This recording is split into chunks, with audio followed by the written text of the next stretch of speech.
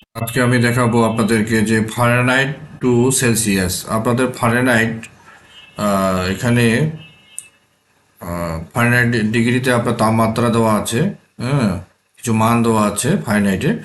তো সেই মান থেকে আপনারা কীভাবে সেলসিয়াসে নিয়ে যাবেন এমএস এক্সেলে খুব দ্রুততার সহিত। যদি অনেকগুলো আপনাদের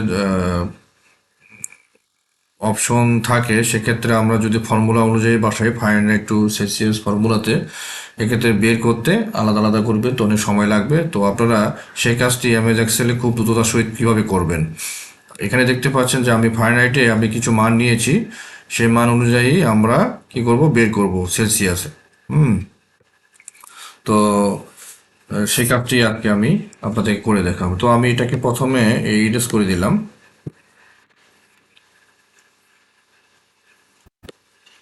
আমি এটাকে পুরোটাকে ডাটাটাকে আমি ডিলিট দিলাম।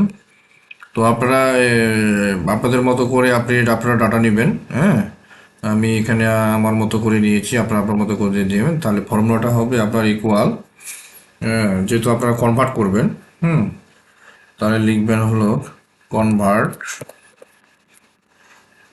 ফার্স্ট ব্র্যাকেট আপনার প্রথম ফাইনাইট স্কেলের আপনার প্রথম মানটি নেবেন, তারপর কমা, তারপরে হলো ডাবল ইনভার্টেড ফারেনহাইট,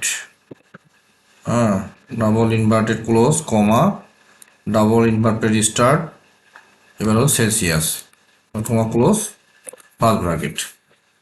দেখেন ফর্মুলাটা, এরপরে আপনার ইন্টারপ্রেস করবেন, আপনার মান চলে আসবে। এটা হলো সেলসিয়াসের মান। এবার সিলেক্ট করে আপনার ডান পাশে নিচের কোণা ধরে এইভাবে তো টান দিবেন, টান দিয়ে বেরোবে। টান দেওয়ার পরে এইটা আপনার চলে আসবে। তো আপনারা এইভাবে ফারেনহাইট থেকে সেলসিয়াসের মান আপনারা দ্রুততার সহিত বের করতে পারবেন এমএস এক্সেলে। তো এই ছিল আজকের ভিডিওতে। তো ধন্যবাদ সকলকে।